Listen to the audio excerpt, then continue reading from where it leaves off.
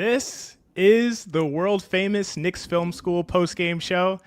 I am not Jonathan Macri, despite the striking resemblance. My name is XJ. That is my guy, Mensa the GOAT. We have a lot to talk about. We're so glad that you all are with us. After the Knicks' first, I believe it's the first overtime game of the season, and I said before the game that the post-game show would be a party. Under different circumstances, I thought, but hey, it's still a party. Mensa's here.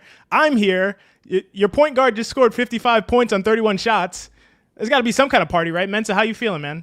I am feeling great. The vibes are just so great in Knicks land right now. My God, shout out to Sean from the Knicks Wall, who does like a great space and all this stuff, because one of the things that he was pointing out was we all just assumed Jalen Brunson already had a 40-point game, and he actually did not have one before tonight. So Jalen Brunson said, you know what? Instead of a 40 ball, I'm going to go out there and give you guys a double nickel on Saturday night in DC. And this is just there's so many things you can say about tonight's win. The first thing is it should have been over early. But with everything that we've seen, and we'll get into it a little bit later, it's part of the Knicks journey and part of the Knicks story. So that's really just what I want to say first, but I'll throw it back to you to get your takes off and how you felt about this game so far. Man, great words by you. I was so conflicted. I was all over the place with this game. I'm like, there's a lot of variance at play. You know, guys are hitting shots that don't hit shots, and we'll talk about that. As far as the Wizards making threes, these guys that are shooting like 25% on wide open threes are suddenly turning into prime Steph Curry. But at the same time, the Knicks should still dominate this team. It took a heroic effort from Jalen Brunson, 55 points, 9 assists, 16 of 17 from the free throw line. Some of the best I've seen Brunson play in terms of his unique ability to run a heliocentric offense and dominate the game all on his own. It shouldn't have taken that. It did take that. It took overtime. They did what they had to do. They got the win on a back-to-back. I was just kind of all over the place, but a lot of emotions because I was like on the hook. I said before the game, I was like, they're going to win this game by 15. All the comments are, XJ, you said that last time. I bet that the Knicks lose now. And, you know, I'm an analytical guy. I don't believe in these kinds of jinxes and voodoo talk. But then it comes down to it. And I'm like, in the third quarter, when the Wizards go on a 12-0 run, I'm like, holy shit, I'm going to have to sit in this post-game show and talk about this game, and it is not going to be fun. So Jalen Brunson and the Knicks bailed me out. That's how I'm feeling. I don't know. Yeah, listen, Jalen Brunson being Jalen Brunson should not have been necessary tonight. I think that's the first thing that you have to get out of the way. But there are so many different factors getting into why Jalen Brunson needed to be Jalen Brunson. And I want to point out that this is the second night of a back-to-back and the first night of that back-to-back was a cage match against the Orlando Magic. And I know we beat the pants off the Magic, but they are such a physical team led by Jalen Suggs and Goga Batazde and Jonathan Isaac. And just Jamal Mosley is really coaching those boys up really well, that it was a fight. And then they had to fly from Orlando to Washington, D.C. And I get it. D.C. and Orlando is not that far. These guys are pampered and everything. But it's easy when you're in the middle of a 6-game, now 7-game win streak to kind of look beyond opponents. You know, the Knicks should have been a little bit more locked in. But the main lesson of everything that I've seen from the Knicks tonight is the NBA is still the NBA. It's the most talented NBA that we've probably witnessed in our lives. And the one thing is you cannot take a night off defensively ever in the NBA, because even though the Wizards were missing Kyle Kuzma and Jordan Poole, that kind of sometimes can gel a team where you have your two top guns out and, you know, you're listening more to the coach. The coach is kind of getting his sets off, and you have young players and then two really strong veteran presences in Malcolm Brogdon and Jonas Valanciunas. You know, like the NBA, like these. Listen, the Wizards are a bad basketball team, but they're still an NBA team.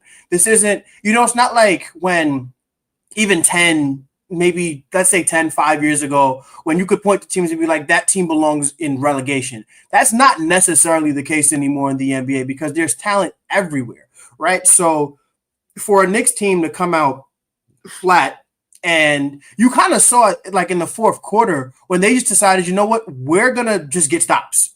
And then that's what happened. They buckled down and they were able to close this game out on the defensive end, which is very important. But what more can you say about a guy like Jalen Brunson, who is watching his team and himself, underperform, and instead of facing the embarrassment of losing to the Washington Wizards, right? He said, you know what, we're not going to do this. We're not going to lose this game. I'm going to go out, and when the threes are not falling for us, I know they cannot stop me at the basket. I know that once I'm getting downhill, that there's nothing you can do with me. At one point, he took Malcolm Brogdon to the basket, and Malcolm Brogdon, it was like he was escorting him. There was nothing they could do with Jalen Brunson tonight. And while that should not have been necessary, that is the reason you name a man a captain. That is the reason you pay him all the money you can at the time, because he did sign a max contract. He signed for every single dollar he could get when it was available to him. There's a reason why you go out and you do all the things you can to make a guy like Jalen Brunson happy, to make him comfortable, because when your team is underperforming, you have a player in Jalen Brunson who can lift you above the nonsense, above the all of the issues that the Knicks were facing tonight, whether it be fatigue, whether it be we just got beat up by Orlando, whether it be we don't take the Washington Wizards seriously. There's so many different things there. And Jalen Brunson said, you know what? It doesn't matter if nobody else on the court right now is taking this game seriously. I'm going to take it seriously, and I'm going to take us home. So shout out to Jalen Brunson for being Jalen Brunson. And it is amazing that we get to live in the same era as him, because it's great to have a superstar that can take you home. It's like, how many times have we seen and I'll end the plane here. How many times have we been on the other end of the superstar coming into our building after our, upstart Knicks were playing great, and then James Harden comes and shuts the door, or LeBron James comes and shuts the door. Jalen Brunson said, you know what, in DC tonight, I'm shutting the door. And that was just amazing to witness. Amazing to witness, and shutting the door looks like 55 points, 3 rebounds, 9 assists in 44 minutes of basketball on a back-to-back, 16 of 17 from the free throw line, 15 of 20 from the 2-point field goal area, 75% on 2-point field goals, 3 of 11 from the 3-point line. A ridiculous performance from Jalen Brunson. They literally needed every bit of it. Like you said, came out super flat. The defense was shaky. The offense was shaky. They were not consistent. Nobody was really hitting shots. Towns got hot at a couple points throughout the game, but other than that, they were kind of all over the place. Bridges had a good, percentage shooting game, but I thought he was as well sort of kind of faded into the background at various times throughout the game. It was way closer than it should have been. And like you said, the Washington Wizards are a professional basketball team. That is totally true. At the same time, the Knicks should absolutely dominate this team, despite coming off a back-to-back, despite playing a ton of minutes. But, I do think there's validity to it. The Oklahoma City Thunder just played the Charlotte Hornets without LaMelo Ball, without multiple of their best players tonight, and they won the game by 8 points. That's a game where you're looking at the best team in the league, probably, in the Oklahoma City Thunder.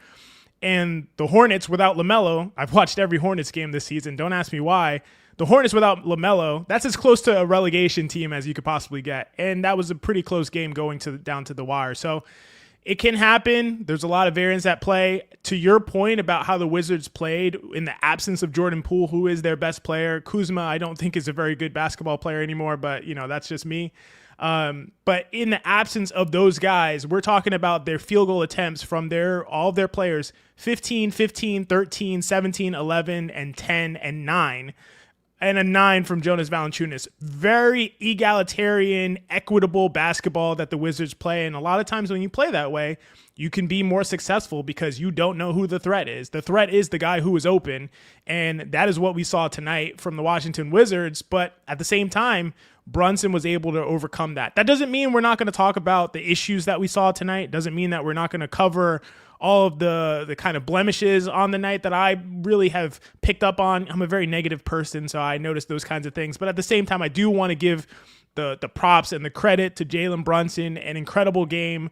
Just 55 points on 31 shots is just, I don't know. I don't have to say anything else. 55 points on 31 shots on a back-to-back game in which the player played 44 minutes. I don't remember how many he played the last night, but this is a ton of minutes for a number one option on your team to come in and literally put the team on his back and carry them to the promised land.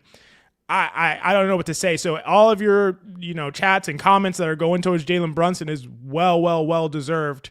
But is there anything else you want to say about Brunson, or should we move forward to talk about some other guys? Because there's a lot of guys to talk about, some good and some bad. Jalen Brunson was a game time decision.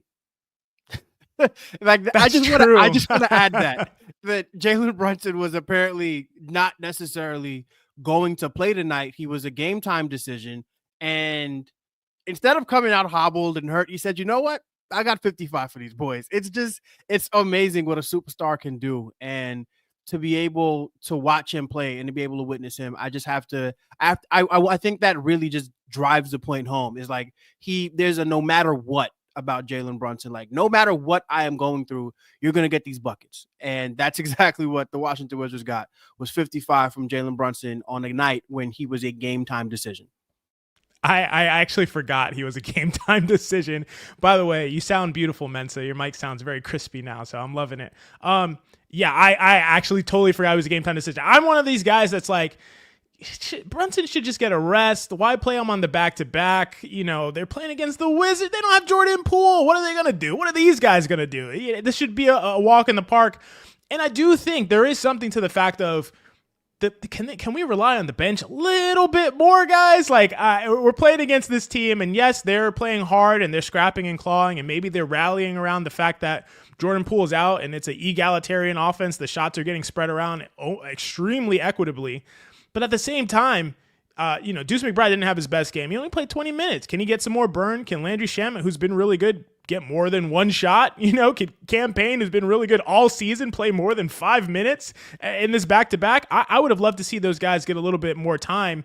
I understand you got Brunson going, and he's the only one doing anything. So I get the impulse, the instinct to want to ride with him. But I do think the bench could have held it down a little bit more. Somebody who did hold it down, Karl Anthony Towns. And you have XJ here, you have Mensa, the guys who have been leading the Karl Anthony Towns fan club prior to him coming to the Knicks and then since.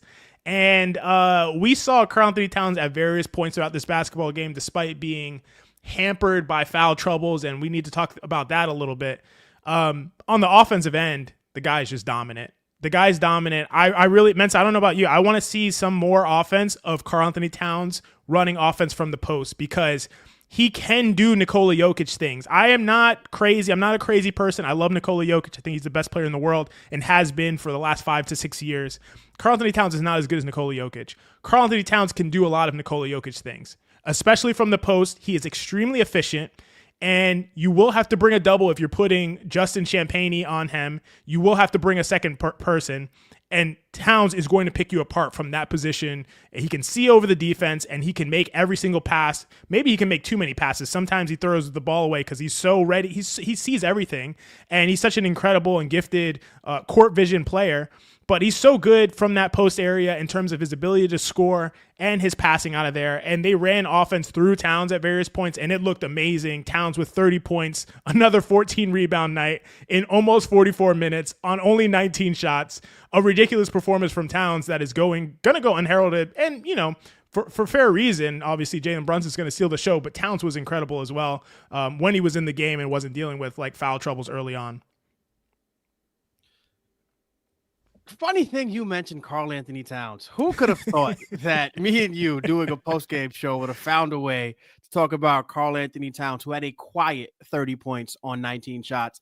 Quiet 13 points on 19 shots. It is my belief that Karl Anthony Towns is the most talented player on the New York Knicks. Karl Anthony Towns, a generational talent that we should not have to say, because he was drafted first overall about a decade ago, and the team he played for lost one game all year, and it was a championship game. They went 38-1. That is what Karl Anthony Towns did as a prospect, and the way his career has kind of like gone across, like he was averaging 25 and 12 his second year. Jimmy Butler and the Minnesota Timberwolves just ended up doing Jimmy Butler and Minnesota Timberwolves things, and now we forget that Karl Anthony Towns is this gifted human being who, like you're saying, can do Nikola Jokic things. He is not Nikola Jokic because nobody in the history of the world is Nikola Jokic other than Nikola Jokic. But we saw last year when Nick Nurse got the job we saw when Nick Nurse first got his hands on Joel Embiid and said, you know what, we think that Joel Embiid, we can run a lot of offense through him, and Joel Embiid had a career year in terms of assists. The same thing it's not that Joel Embiid is Nikola Jokic, because he's not. Nobody is. But when you have gifted offensive centers, they're taller than everybody, and they can either pass the ball or they're automatic from that mid-post area. There is nothing a defense can do once they have the ball there. And I think that it would be in the Knicks' best interest to allow Karl Anthony Towns to do more with the basketball, right? And this is obviously theoretical, not necessarily about what we saw tonight, Knicks Wizards, but what Karl Anthony Towns gave us, I think, was essential because, look, at the end of the day, him and Jalen Brunson, they combined to score 85 points. Jalen Brunson had 55, Karl Anthony Towns had 30, and Karl Towns did it on 13 shots, 2 of 5 from three-point line. It was just great basketball from Karl Towns, right? And the 3 assists could be, if the Knicks gave him more, could be up to that 5 and 6 assists because he has that passing gift. He has the potential to do it. But I feel like Karl Anthony Towns' night, at least early on, was more mired by his foul trouble, which is something that we're starting to see more and more often. And it's getting to a point where I don't want to see Karl Anthony Towns complain to the refs about it, because if Karl Towns is not fouling out of basketball games, then his defensive value and defensive impact, those things go up. And then you're getting more minutes from Karl Anthony Towns when you need them. You're allowing him to be on the court with Jalen Brunson more, which is going to help them build chemistry, because like I was saying earlier, this is all a part of the journey. And the Jalen Brunson, Karl Anthony Towns 2-man game needs to get to that level that we all know it can get to, where it's just elite, unstoppable, and there's really nothing you can do with them. But if Karl Anthony Towns is fouling out of games in December and in November, and let's say it continues into January, then he's getting in the way of the team's chemistry being built. And we need him, especially in this part of the season, this is where you want to be building your good habits, because when it comes to playoff time, and I've noticed that Karl Anthony Towns in physical games, like especially against the Orlando Magic, he gets into foul trouble. The playoffs are just going to be more physical basketball. So we need Karl Anthony Towns to lock in, because he's giving you 30 and 14 when he's getting into early foul trouble. Imagine what he can do when he's more poised on the defensive end, not getting himself into foul trouble. And I just feel like it'll come. I believe in the guy. I know he's been like foul prone throughout his entire career, but something about these Knicks, this Jalen Brunson led Knicks, leads me to believe that we're going to get the best out of Karl Anthony Towns. But we saw it again tonight, and it could have cost the Knicks if Jalen Brunson wasn't excellent.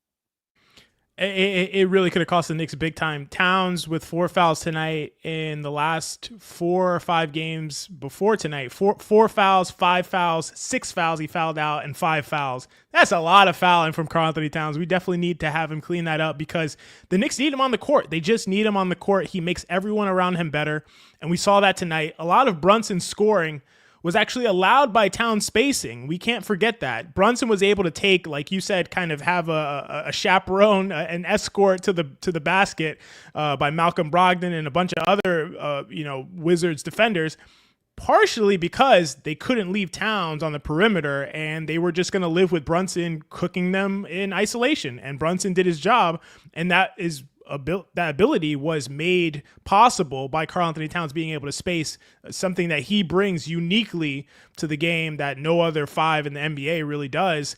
But I do think, like we've been talking about here, seeing those Towns post-ups, that is something that the Knicks have to have in their bag to punish teams that switch, or teams that put a wing on him, like Justin Champagnie or other guys. When they put a wing on him and they put their 5 on Josh Hart, as we'll see going through the season, as we'll see in the playoffs, as we saw tonight, the Knicks have to have a plan B, something to go to punish that. And it needs to not just be stagnant post-ups from Karl-Anthony Towns, but they need to have cutters around him, off-ball actions.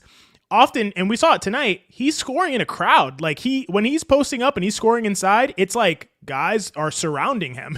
and he's able to do it because he's so talented and he's so gifted and his touch is so good. And when he gets close to the basket, it's almost impossible to stop him. But at the same time, imagine how much more effective that'd be with guys cutting around him and seeing some more of those off-ball actions. So I do think that's something we'll see the Knicks start to introduce as the season moves on, because they will have to go to that option when the Jalen Brunson show is not able to just take off like it did tonight. But until then, we do have that option of Jalen Brunson just taking over the game. Aside from Brunson, aside from Towns, those are the two big dogs. Those are the guys who stole the show tonight, who are the most important players to the Knicks win. I think Josh Hart and Mikal Bridges both did a lot of good things tonight. Both were, I feel, not entirely present throughout the game. And I say that only figuratively because Mikal Bridges was almost present literally throughout the entire game. He played almost 47 minutes tonight. I did not make a mistake. On a back-to-back, Mikal Bridges played almost 47 minutes in a regular season NBA game in late December. But he hit his shots, 8 of 14 from the field. He hit a bunch of corner threes that were very important to kind of stopping runs. And I thought he played solid defense. He seemed a little in and out at times. I thought Josh Hart was in and out, also defensively, a little spacey at times, off ball. But I guess that is to be expected to some extent on the back-to-back like we talked about. At the same time, I do think, part of Tibbs' value that we talk about is that he has these guys always prepared for every game. They did need to lock in a little bit more. What do you think about the performances from Josh Hart and Mikal Bridges throughout the night? I feel like Josh Hart and Mikal Bridges show you, I don't know. I feel like this team shows you why it was constructed the way it was constructed, not just from a talent standpoint, but from a character standpoint. You never saw Josh Hart and Mikal Bridges, you never saw them get, the moment was never too big for them. And there was just an overall poise about the way they were playing.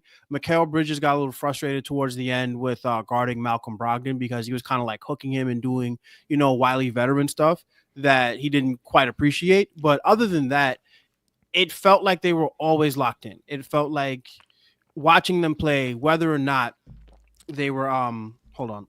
I just want to pull the numbers up really quickly. Yeah, so Josh Hart gave you 38 minutes. He had 13, 11, and 7 regular Josh Hart stuff at this point.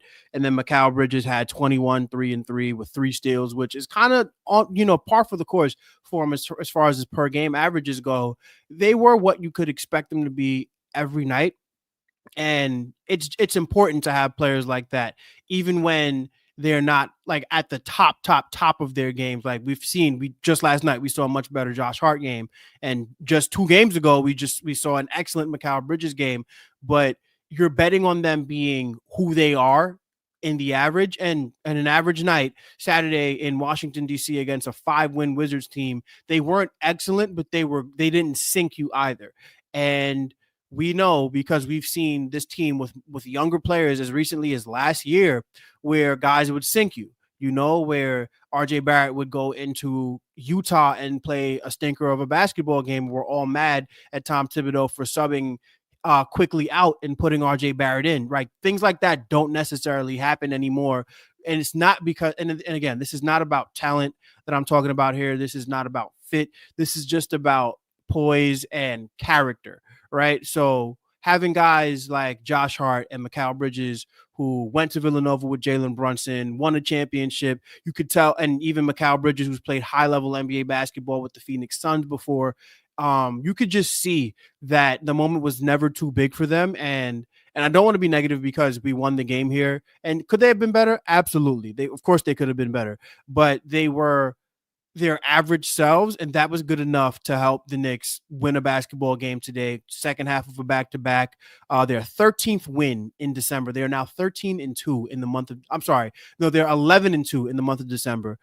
They played 13 games and they've won 11. That's where the number 13 came from. But yes, the Knicks are 11-2, winning 7 straight, and it's because when they're not playing their best basketball, the character that they have in the room is still good enough to get you over the hump.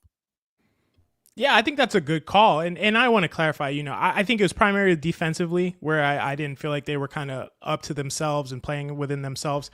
Offensively, they were solid. They were very good. Bridges was hitting his shots. He got to his mid-range bag like he always does. Like I said, hit big corner threes. Josh didn't hit any threes tonight, so that was one thing. They were leaving him open. But he did score and did get huge rebounds at the end of the game, as we would expect. So, like you said, they were definitely they battled. They absolutely battled. I think they could have locked in earlier defensively.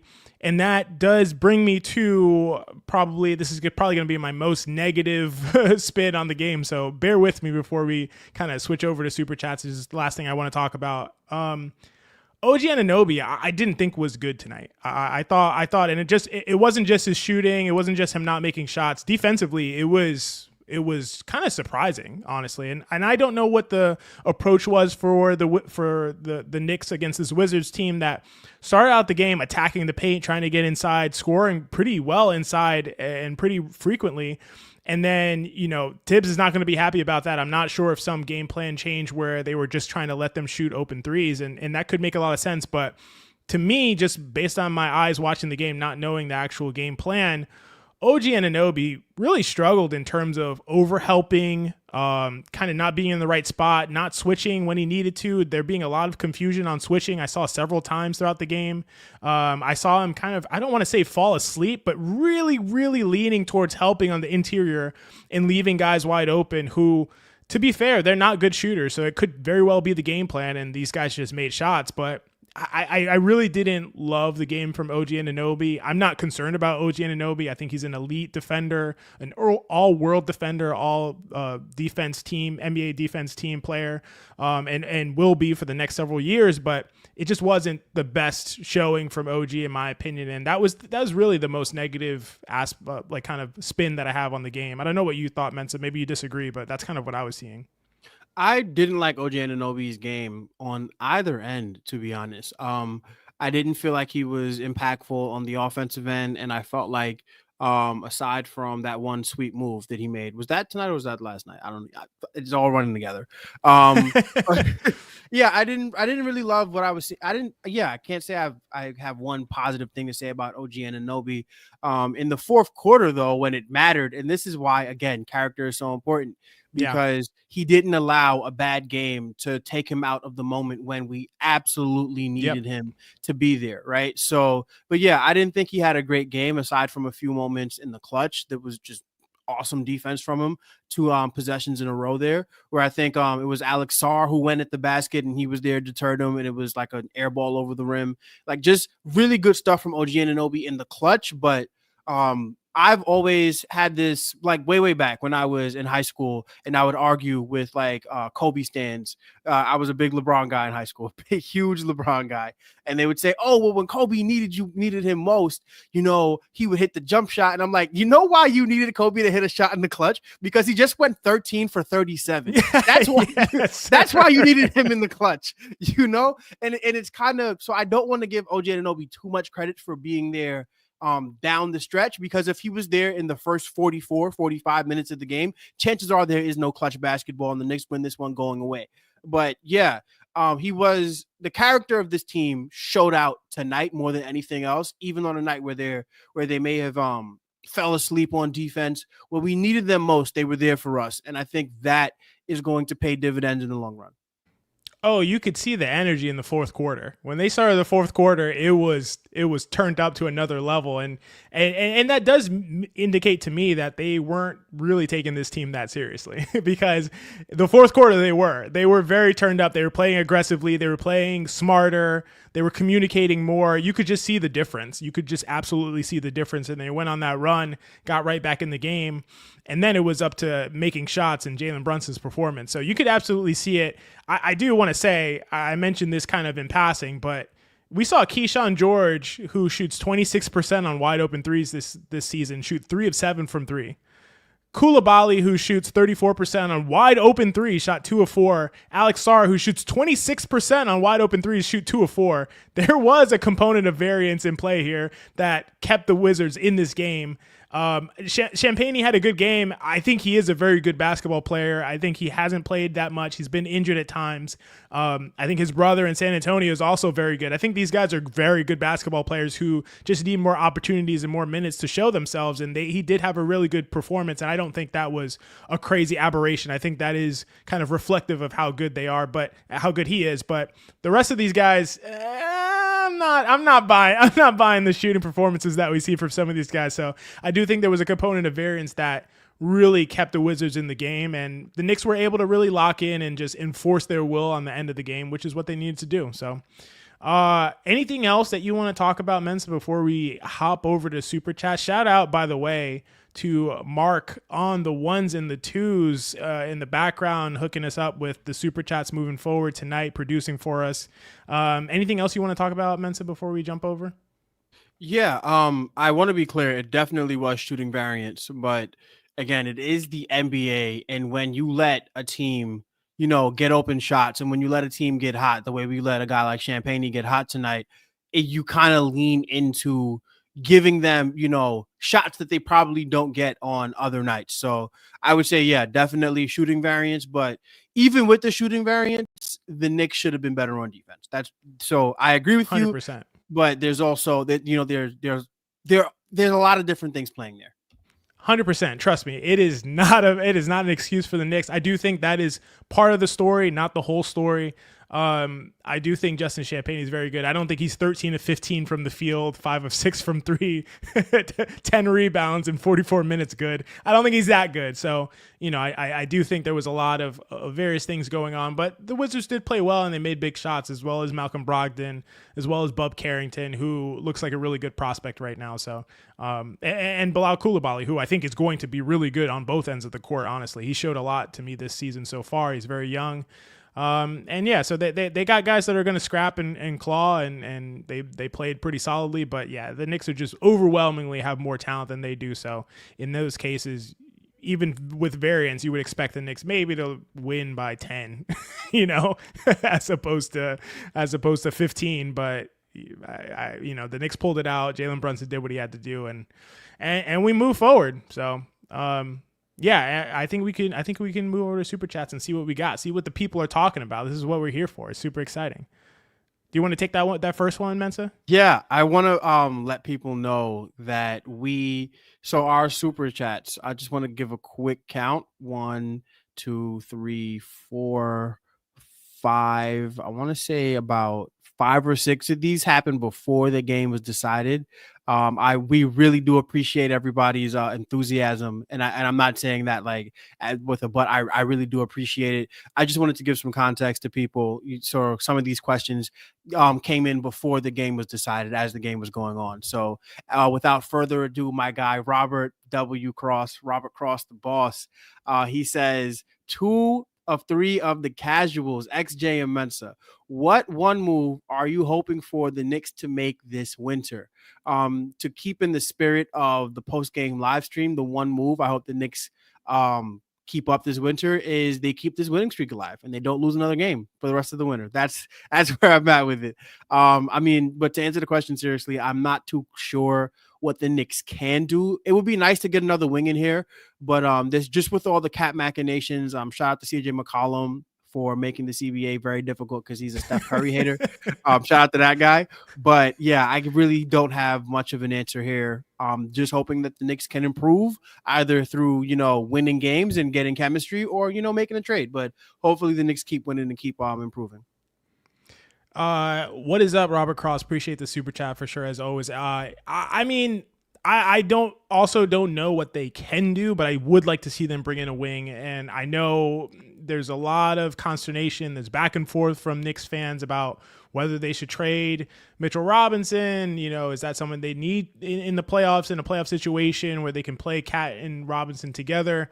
To me, I'm a make a move, send out Robinson and bring in a wing, bring in a Keon Ellis, bring in a Dorian Finney-Smith. Like, those are the kinds of guys that I'm looking at. I've been hearing some stuff about Isaiah Stewart, who I really, really like for them, since he is a 5 that can protect the paint, protect the rim, and spread the floor. So I wouldn't hate that either. But, otherwise, I think you can win with the team as constructed. I think you just have to continue to add wrinkles to the offense, like we talked about with Cat and just continue to have options you can go to defensively, especially, and including switching a lot more.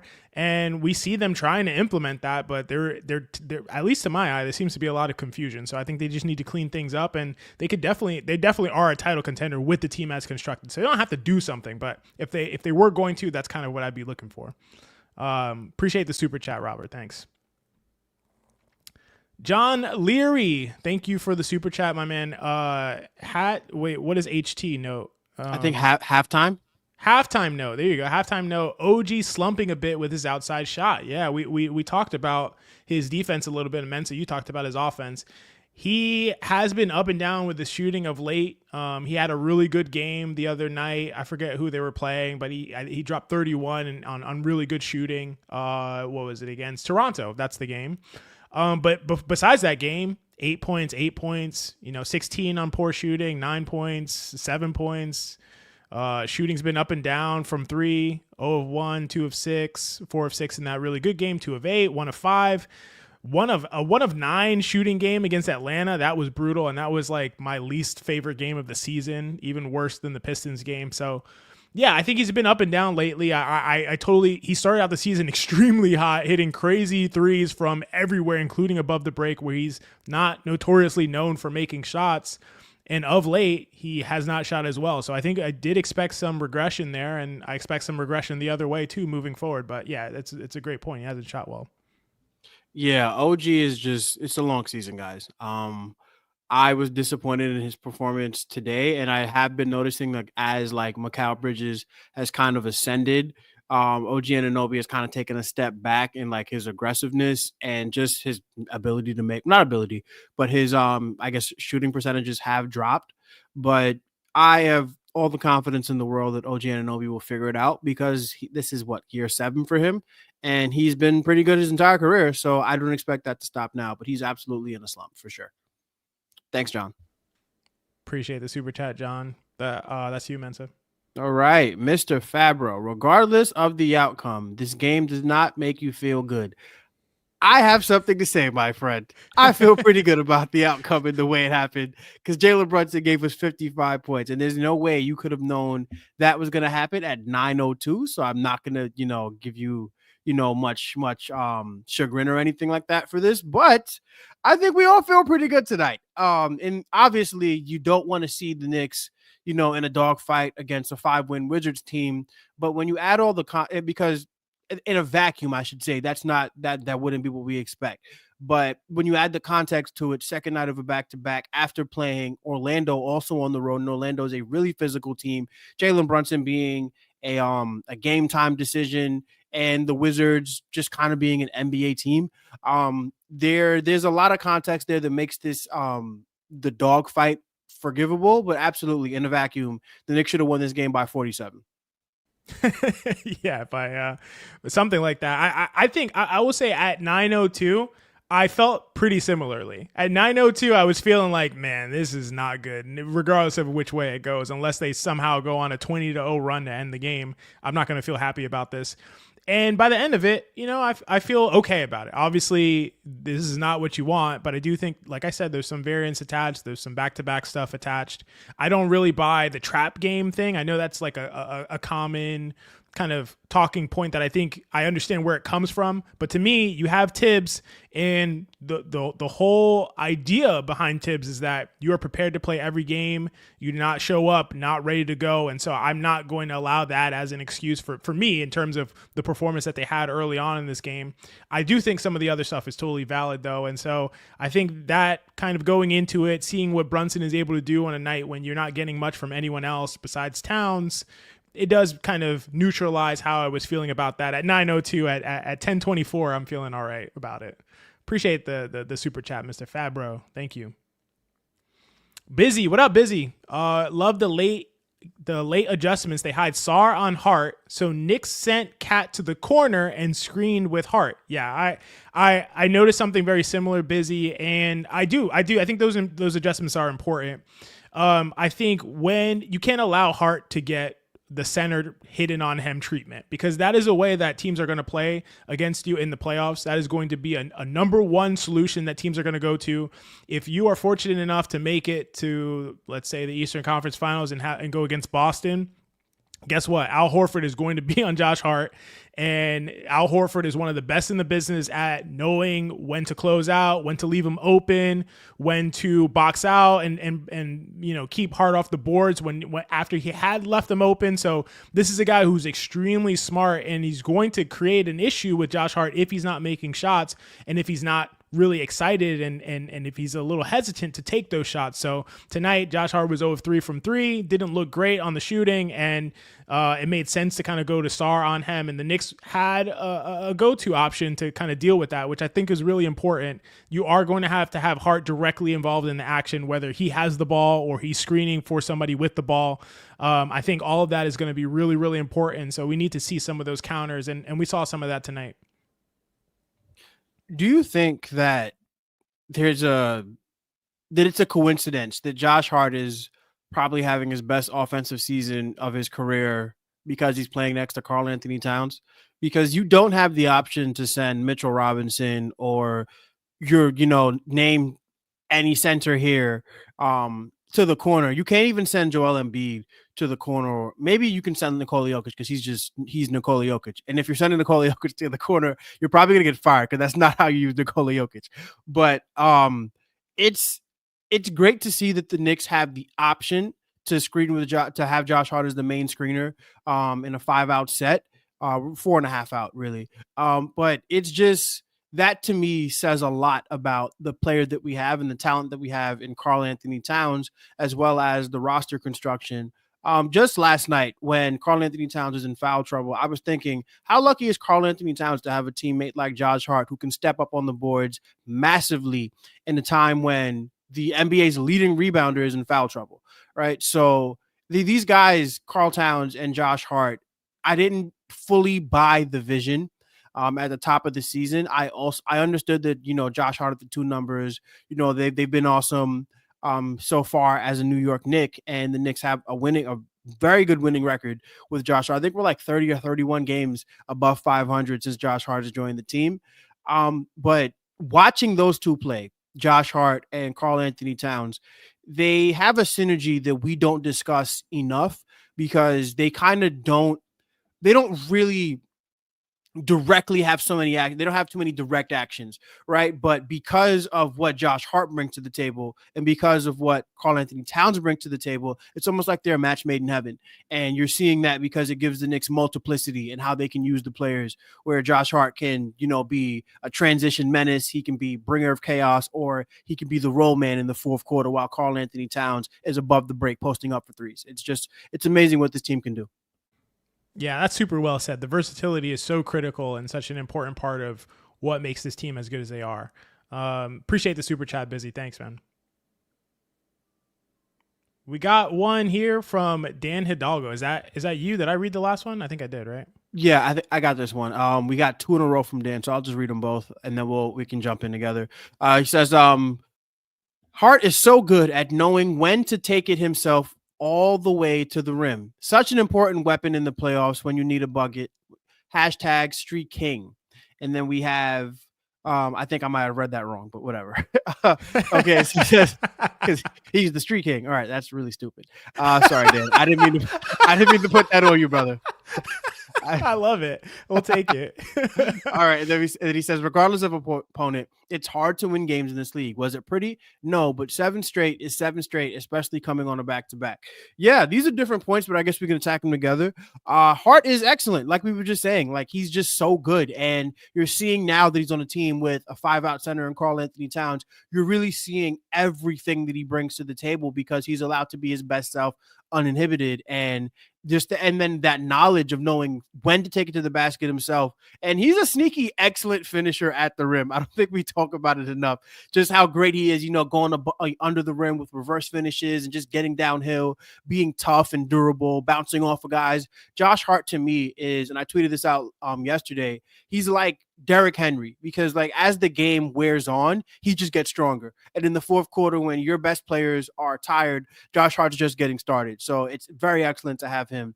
And yeah, like you're saying, regardless of opponent, a win is a win, man. Like 7 straight, these guys could have, easily packed it in. We're 10-2 on the season. We're not really feeling it tonight. What's an extra loss here? Like it's easy. These guys are human, but they locked in. They found a way to do it.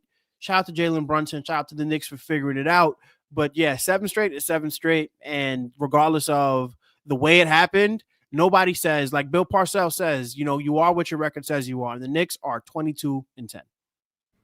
Yeah, I agree with both of those comments. And for sure, Josh Hart is still shooting 77% at the rim.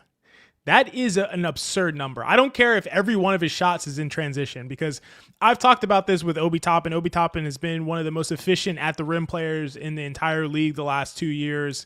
He's shot 75% at the rim last season, is shooting almost 80% at the rim. I don't care if every single shot is a dunk. This is a wing who's shooting 77% at the rim. That is insane. And we watch Josh Hart every night. We know that these finishes are not always easy. Yes, a lot of them come in transition, but like you said, Mensa, a lot of them are kind of going under the rim, using the rim as a way to defend against the block, finishing over bigger guys, finishing and ones. He does know when to attack the basket, and he does finish with the best of them. And for sure, hard to win in this league. Totally true. 7 in a row is totally true. And we can't look past the fact that they play this team again on Monday. So, I'm sure that the Knicks are kind of thinking about that. I don't know. I'm assuming they're staying in Washington since they're just going to be there again. That's a lot. That's a lot on your shoulders. So, I think you could be kind of looking forward and saying, we're playing this team again. They don't have Jordan Poole. There's a lot of things that could go into play, but they definitely have to be ready for every game. And they did what they needed to do to get the dub, to pull it out at the end of the day. And was it my favorite game of the season for that reason? No, but I am happy they got the win. And that's just critically important in the NBA. Continue to get those wins anytime you can. Appreciate it, Dan. Thank you so much. Sam Garcia, the captain, answers the call when he's needed most. Yeah, I mean, he was needed this game. Like, a lot of times, we might look at a Brunson performance where he's taking a ton of shots and say he needs to move the ball a little bit more. He's kind of, he's dominating the ball a little bit too much, playing too much heliocentric ball. This is not, 2023 with no Julius Randle. This is a different situation, but I didn't feel like that tonight. I felt like he knew what the team needed, and he put his foot on the gas because that's what they needed. I don't know about you, Mensa. Yeah, you could kind of tell during like the second half of the game. The meme of CJ from San Andreas where he's like, "Oh shit, here we go again." You could kind of see that was coming on to Jalen Brunson. He was like, "Oh man, here we go again. I gotta carry this team to the promised land," and he answered the call. It helps that, and this is something that I'm actually gonna take and be encouraged about, even though it's the Washington Wizards. Jalen Brunson, this season, I noticed, like, when he plays teams that have length, it's kind of tough for him to get to the basket, to get, to shoot threes. He's not aggressive enough from 3-point range, and that's been upsetting me. Tonight, he took 11, but I mean, like, I need him to shoot more threes. He answered the call against a team that has Bilal Coulibaly. I think Wizards fans call him like Bilal Cotraz, Champagny. There's so many guys on that team that are just long, and I don't remember all their names because they're the Wizards, but I'm like, this is a long basketball team. They should be giving Jalen Brunson a little more trouble. And Jalen Brunson gave them 55 points. So he answered the call against, I guess, athletic archetypes that normally give him trouble, and it was great. So yeah, shout out to the captain because he's figuring things out as it goes. And when you need him to be the captain, he has broad shoulders and he can carry this team. Thanks, Sam. Appreciate it, Sam. Thank you so much. All right. Is that you? Oh, okay. I think so. Yeah. My bad. I keep jumping in on you. Yeah, no, it's good. We're good. We got Makai Jaidi. I'm so sorry if I mispronounced your name. I'm usually really good with that, but I can't I figure out the genius of this name. So he says Makai Jaidi. That's what I'm going to go with.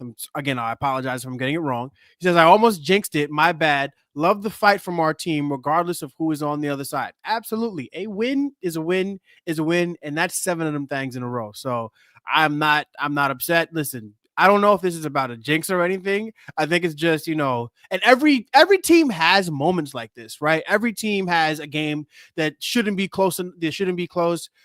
All the contenders go through it, right? So even the Knicks, who are on their way, I think, to the mountaintop, maybe not this year, but at some point, you're seeing this team come together. You're seeing they can play basketball at the highest level. Look, sometimes teams don't play to their standard, right? But at the end of the day, they fought hard and they won the basketball game. So it doesn't matter if it's the Wizards, doesn't matter if it's the Generals, doesn't matter if it's an AAU team. Go out there and win that basketball game. That's all that matters to me. Yeah, Makai, and I'm not sure how you jinxed it, but I am right there with you. I almost jinxed it as well. If you believe in jinxes, what I did before the game was absolutely a jinx, saying that the Knicks were going to win this game by 15 and the post-game show was going to be a party. It's still a party. They didn't quite win the game by 15, though. So I definitely think there's a lot to in terms of the fight. The fight starting from the fourth quarter. Brunson obviously was fighting the whole game, but from the whole team, you could see the energy shift. And I mentioned this earlier. And I think that is encouraging. I don't like the idea of, kind of the switch on and off kind of thing. I think that's extremely tough to do. And really only the best teams in the history of the league could get away with that, doing the kind of, we'll switch it on when we need to kind of thing. So I don't really buy that the Knicks should be doing that, but I do really appreciate that they turned it up in the fourth and overtime, got it done. Jalen Brunson with, I believe, 42 points in the second half and overtime, which is completely insane. So yeah, I totally agree with this comment for sure. Appreciate it, Makai. Thank you so much. All right, this one is me. I know, because I didn't have to say Makai's last name. You took that. You took the honors of doing that, Mensa. So I can just say Debo, my guy. In a long 82 game season, sometimes you need to win ugly against an inferior yet feisty team. And sometimes you need a double nickel from Brunson to get it done. Now beat them by 30 on Monday. I think I love the end of your comment in particular. I think you have a chance it's weird to say a chance at redemption for a team that you already beat, but I think you have a chance to definitely show them like, okay, we weren't on it that game. We had to grind it out and get it done. You guys played tough. You made shots. Guys who normally don't make shots made shots. On Monday, okay, we're fresh. We got a day off. We're back, and then you beat them up. I think Monday's the win by 15 day. I don't know. Maybe I'm jinxing it again, but I think you see them again on their home court again, and then you do what you got to do against them. Yeah, I think that the Wizards are going to say, you know what, we just let Jalen Brunson score 55 on us. We're going to sell out to stop him. And then Karl-Anthony Towns is going to have 67. So the good thing about the Knicks is we can beat you in multiple ways. Like we just saw the Knicks last night. They won they made 4 threes and won by 20, something insane like that. The Knicks can beat you in multiple ways. So if the Wizards think that the game plan that they had tonight is going to work on Monday, they have another thing coming, because the Knicks they have so many different ways to beat you. So I do think the Knicks are going to come out really strong on Monday and say, hey, we have figured you guys out, but you still haven't gotten even 20% of this bag. So yeah, I think the Knicks win big on Monday. So hopefully we see that happen. Thanks, Debo. All right, we got double marshmallow. Love that. Thanks for the wonderful content as always. Please, everyone, get on them all-star votes for our team. It's on us. Every single day I see something that reminds me that I need to vote. I feel like I've voted like 7 days in a row now because somebody reminded me. So thank you to Double Marshmallow for reminding me to go vote for our all-stars. If you're anything like me, I just go on NBA.com on my app and I go to all-star voting, and I only select the Knicks. I select my our starting 5. So hopefully, because we need some all-stars. We need all-star starters. I don't want it to be a conversation. Jalen Brunson and Karl-Anthony Towns absolutely deserve to be all-stars, and I'd love to see them start.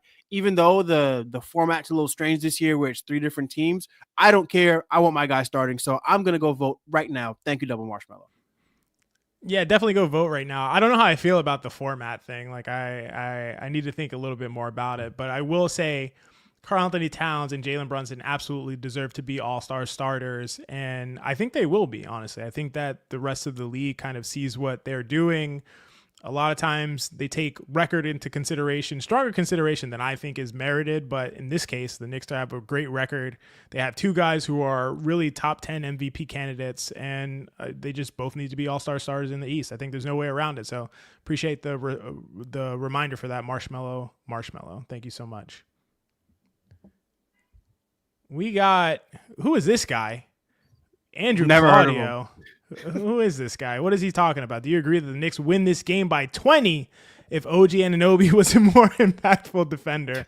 I assume this is hearkening back to a conversation that we were having in our Knicks Film School chat before this game, which was the fact that OG Anunoby is not on the top, I think 15 of the defensive EPM metric, is actually not in the top 15 of any defensive metric. And, some folks in the chat feel like there's something wrong with the metric if that's the case. In my opinion, I felt like there's a lot of validity to it. Obviously, these things are not perfect. They are estimates. But I will say, ironically, this comment, Mr. Andrew Claudio, I think it is true, because I think this was a pretty bad defensive game from OG Anunoby, which we have not seen very much of this season. But I do think there is a little bit of there's a little bit of truth to this in a way. I'm not sure. What do you think, Mensa?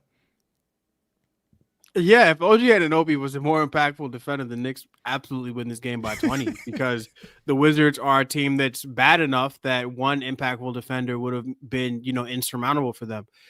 We know what OG Anunoby is capable of defensively, and we know that if you just give him some time and you give the Knicks some time, we'll start to see his defensive potential and defensive talent turn out to be defensive impact, right? But it's not there yet, and I don't think that there's any right answer, but I don't think that we've seen the best of OG Anunoby across every game. Now, he's had some really high highs, and I don't want to say he's had low lows, because OG Anunoby he's just so good of a defender that a poor defensive night from him, it isn't like a train wreck or anything. But I feel like you got to trust the impact metrics here. I know shout out to Chris Persiani, and he says that defensive EPM is kind of shaky for anything other than basketball players who play center, who play the five. But at the same time, if every defensive metric is agreeing that the guy is not as impactful as top 15, we kind of have to trust that. And we kind of saw it tonight where he had some trouble on switches, and he just wasn't his most impactful self, right? So if he was more impactful, I think we would have won this game by a lot. Thank you. I will say real quick before we move forward, I see a lot of the comments saying that his legs are tired and he's kind of giving out. OG Anunoby's played every single game this season. This is not a guy who's been a bastion of health throughout his career. He has played every single basketball game this season. He's averaging 36.3 minutes per game and played every single game. This is a career high in minutes per game for OG Anunoby. And has not played over 70 games since his rookie season. So, yeah, so everyone, I was going to say a super pause. I'm going to say it anyway. Everyone find your wood, and not everyone, and knock on it. And knock on it is what I'm going to say. Everybody knock on your wood in unison. Find some wood. You got to do it because, no, seriously, 36 minutes per game is most of his career. He's played every single game. He hasn't played over 70 games since his rookie season when he's 20 years old. I'm gonna need the boy to get some nights off. I'm just gonna need it. It's gotta have to happen. So if that's contributing to the defensive impact on a night like this at a back-to-back, trust me, I think there's validity to that. Thank you, Andrew Claudio. I appreciate it, sir. This one's great. I'll let you read it, brother. Another from Andrew Claudio, who is clearly trying to sabotage our post-game show for some reason. Also, hypothetical question. Do the Knicks win tonight if they swap Jalen Brunson with LaMelo Ball? Thinking emoji. This is a great question, Andrew. And I don't want to spend too much time on it because this is really like I could do like a 2-hour long thesis on this. for those who are in our audience and don't know, I am probably the biggest LaMelo Ball believer that you will ever see. I think the guy is a truly gifted player. I think he's a basketball genius. I don't think he's a real life genius. I don't think he's a book smart genius. I'm just saying, but I do think he's a basketball genius. I do think he is. I think he is incredibly talented. And I think if he's able to stay healthy, I think he's going to be a top point guard in the NBA and in the East for the rest of his career. I really believe that. And I just think that, I think that there's a lot of thought given. Here's what I will say. I think that people really believe in these archetypes of basketball players. These guys have to be the Kobe mentality. They have to have the Mamba mentality. They have to be an MJ killer. They have to be a dedicated leader like Jalen Brunson. And these are the guys that win in the NBA. But I think there are some guys who are just really, really good and can be kind of aloof and can be kind of off the wall and not what you expect and still succeed at a high level. I appreciate guys like Nikola Jokic who are like, I don't really care. I'm just going to go, race my horses and go home and not really care once I'm done with this. And this is a job to me, and still are elite players and win at the highest level. So I really appreciate that. I appreciate leadership. I appreciate the other stuff as well. And I just think that it's cool when there's some variety in the NBA in terms of the personalities and the approaches that people take to the game and are still able to perform at a high level. So that is what I'll say. I think that was all well said. Definitely we need to be a little more open-minded when it comes to discussing basketball players.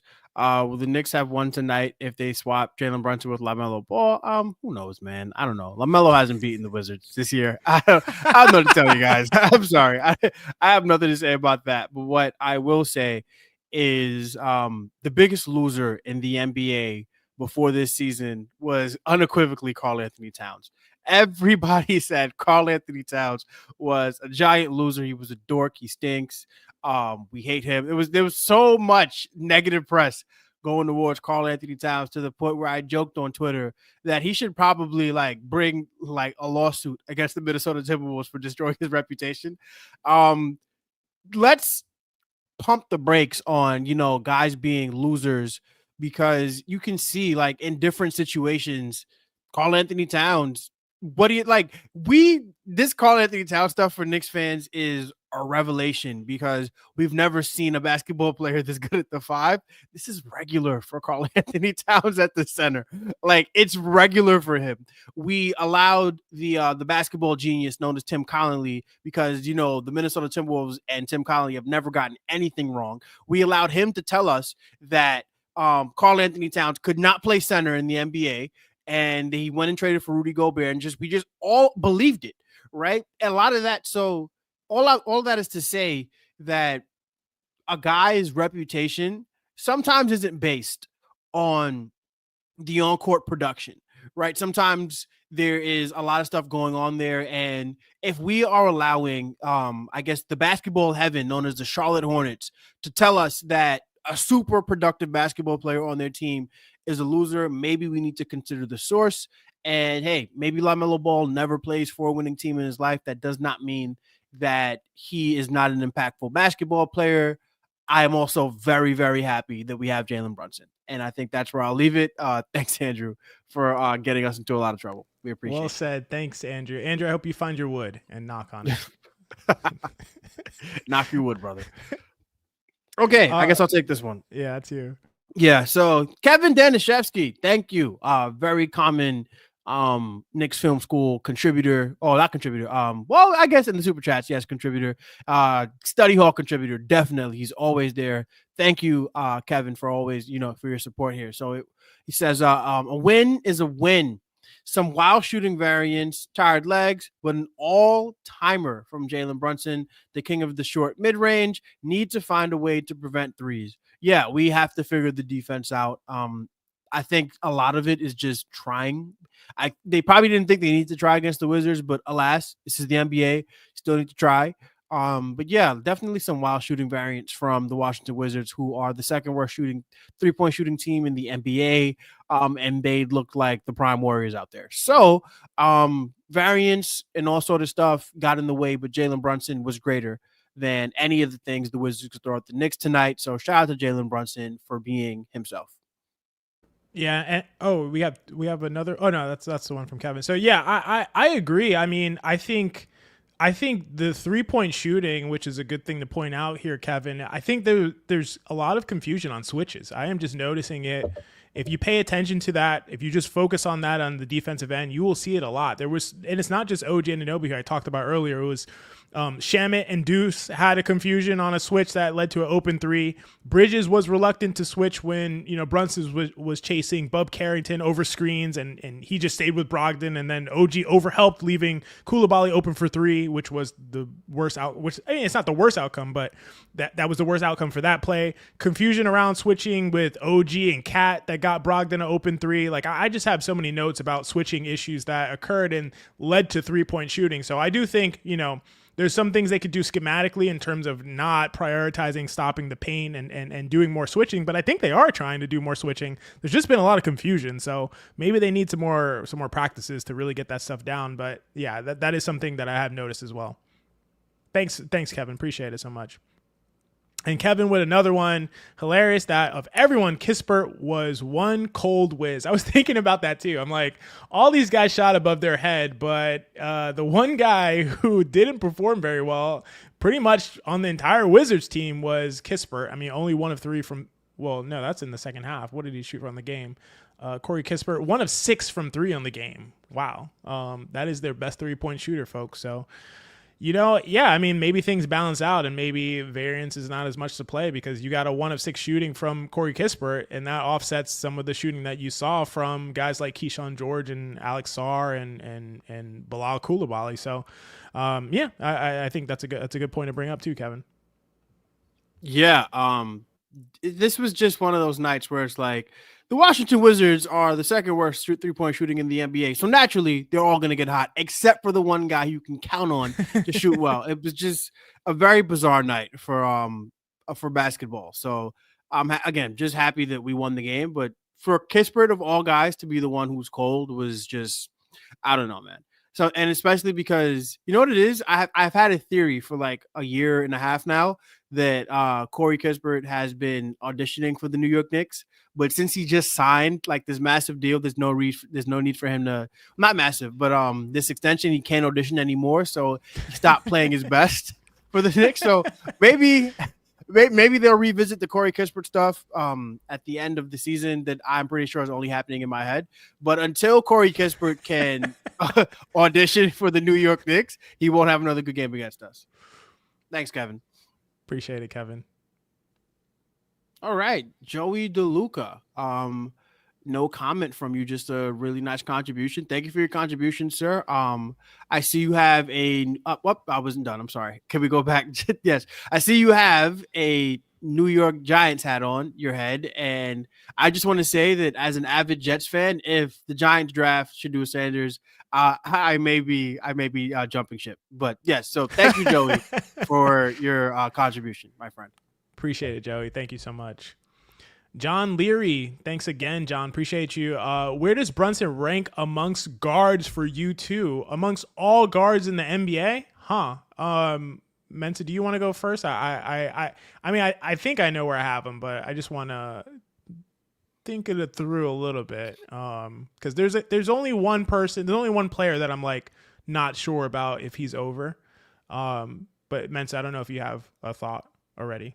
The only players that I for sure would take over Jalen Brunson, like without a question, today and over the next 5 years, only 2 guys. That's Shai Gilgeous-Alexander and Luka Doncic. Yeah.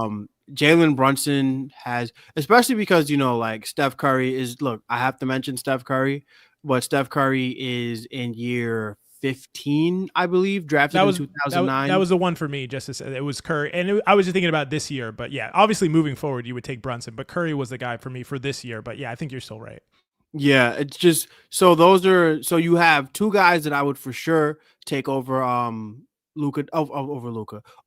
Jalen Brunson, and then there's Steph Curry, and then there's a couple guys that are just like on the same level as him. But to me, Jalen Brunson is absolutely a top 5 point guard in the NBA. I have him top 3 right now. The lowest I would have Jalen Brunson is 4th, and that's behind Steph Curry, Luka Doncic, who is more of a forward, but he plays point guard, and Shai Gilgeous. Those are the 3 guys. I think he's top 3, top 4 at worst.